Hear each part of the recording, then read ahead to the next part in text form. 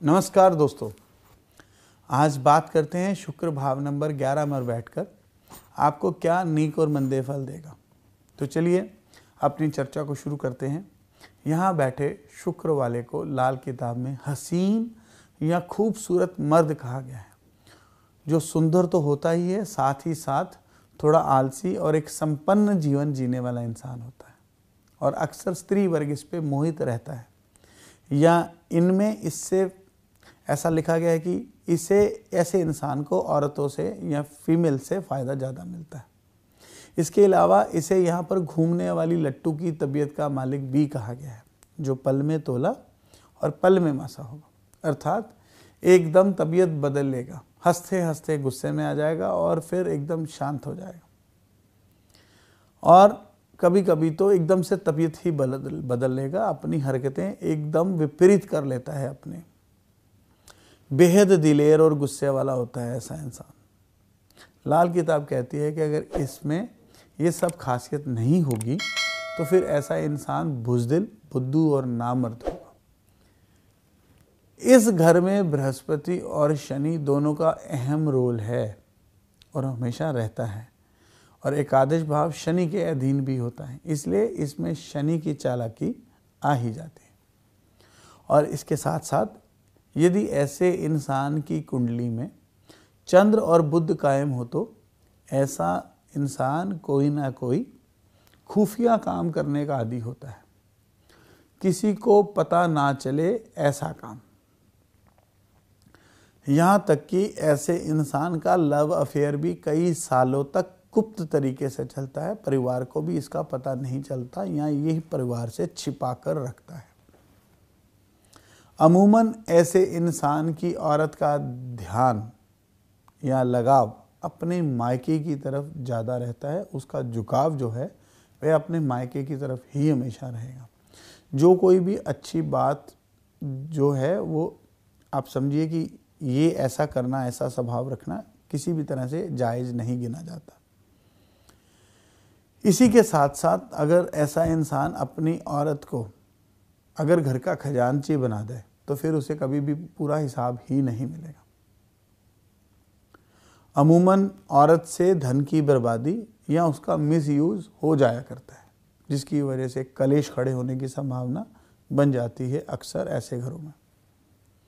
अगर ऐसे इंसान का बुध भाव नंबर 3 में हो तो और शुक्र भाव नंबर 11 में, तो इस घर की जो औरतें हैं या लड़कियां हैं वही आपके इस घर के धन का और दौलत का और शोहरत का सबका नाम खराब कर देगी, मिट्टी में मिला देगी। कभी कभी लड़कों की पैदाइश भी कम होती देखी गई है ऐसे ग्रहों के अंदर। और अगर भाव नंबर 3 खाली हुआ या यहाँ चंद्र बैठा हो या चंद्र की दृष्टि हो इस भाव में, तो फिर लाल किताब कहती है कि ऐसे इंसान को ऐसी जगह पर शादी नहीं करनी चाहिए जहाँ इसके लाइफ पार्टनर के भाई ना हो। यानी कि ऐसी जगह शादी करनी चाहिए जहाँ भाई जरूर होने चाहिए, और हो अगर हो सके तो 3 भाई सब मिलाकर हों, वरना ये शादी 3 साल के बाद बेहद ज़्यादा माली नुकसान पैदा कर देगी या किसी भी तरह के बेहद गंभीर नुकसान देखे गए।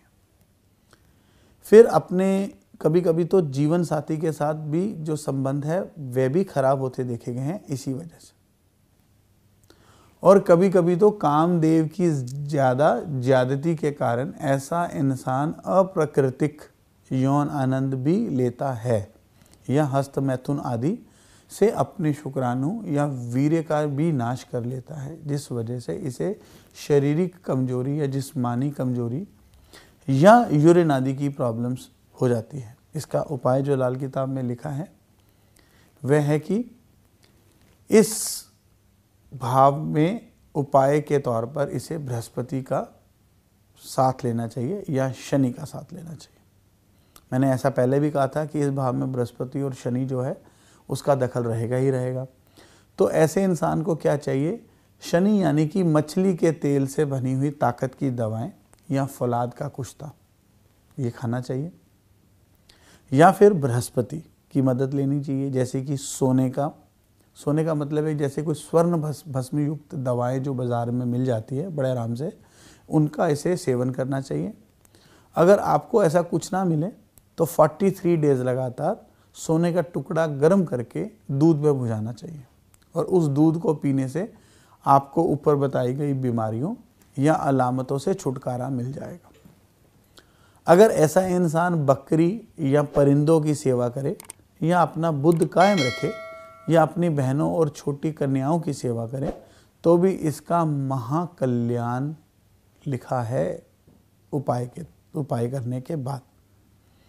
मैंने अक्सर पाया है कि ऐसे लोगों के अगर औलाद शादी के बाद समय पर नहीं होती, यानी कि फ़ौरन नहीं होती, तो फिर कम से कम 20 साल का अंतर लिखा गया है लड़का पैदा होने में। खास करके इसलिए ऐसे इंसान को बताए गए उपाय जरूर करने चाहिए। अब बात करते हैं कि क्या कारोबार शुक्र 11 वालों को करने चाहिए और उसके क्या फ़ायदा देंगे। शुक्र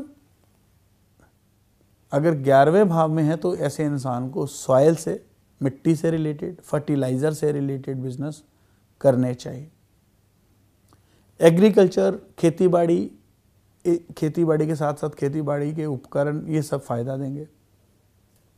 टेक्सटाइल के साथ रिलेटेड बिजनेस, खास करके कॉटन के साथ रिलेटेड बिजनेस बहुत फ़ायदा देता है।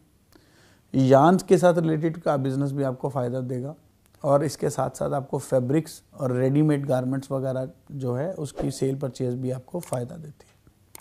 अब बात करेंगे उपाय, तो क्या उपाय नेक फल देंगे। सरसों के तेल का दान अगर आप मंदिर में धर्म स्थान पर करते रहें तो ये आपको हमेशा फ़ायदा देगा। मंदिर में सर झुकाना नेक फल देता है ऐसे इंसान को। गाय का दान या उसकी सेवा ऐसे इंसान को हमेशा ही उत्तम रहती है, उत्तम फल देती है। बहन, बुआ और कंजकों की सेवा करते रहना ऐसे इंसान को हमेशा खुश रखता है, खुशहाली की तरफ लेकर जाता है। शादी वहाँ करवाएं जहाँ पर आपके जीवन साथी के भाई ज़रूर हों ताकि आपको मंगल की सपोर्ट भी मिलती रहे। पत्नी के भाई अगर आपके घर आए तो आपको उनको उचित सम्मान देना चाहिए, उनकी आवभगत खूब अच्छे तरीके से करनी चाहिए। इससे आपको मंगल की सहायता मिलेगी और आपको मंगल और शुक्र जो है दोनों का फल नेक होता शुरू हो जाएगा। दोस्तों, मेरी कोशिश हमेशा यही रहती है कि आपको लाल किताब के हर पहलू से आपकी जो जान पहचान करवाऊँ। शुक्र प्रेम का, लग्जरी का, ऐश्वर्य का सूचक है और ये आपके जीवन साथी का भी सूचक है। इसलिए आपको या आपके परिवारजनों को, आपके अपनों को मैं ये जानकारी देना चाहूँगा कि बिना कुंडली मिलान के आपको शादी नहीं करनी चाहिए।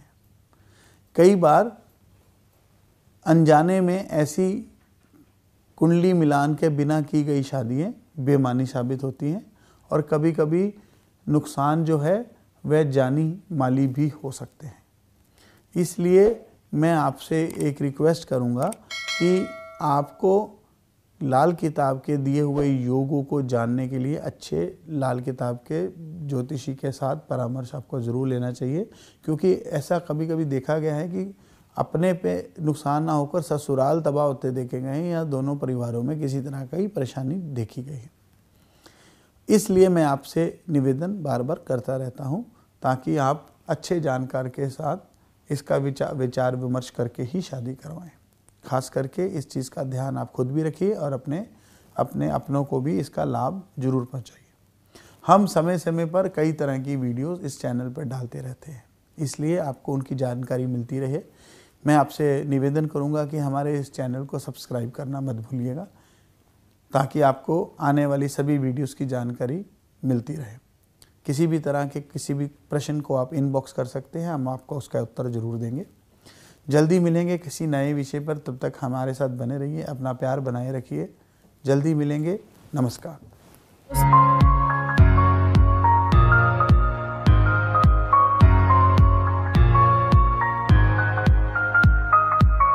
फेसबुक पर देख रहे हैं तो वीडियो को लाइक और शेयर करें। साथ ही अपनी राय कमेंट बॉक्स में जरूर बताएं। धन्यवाद।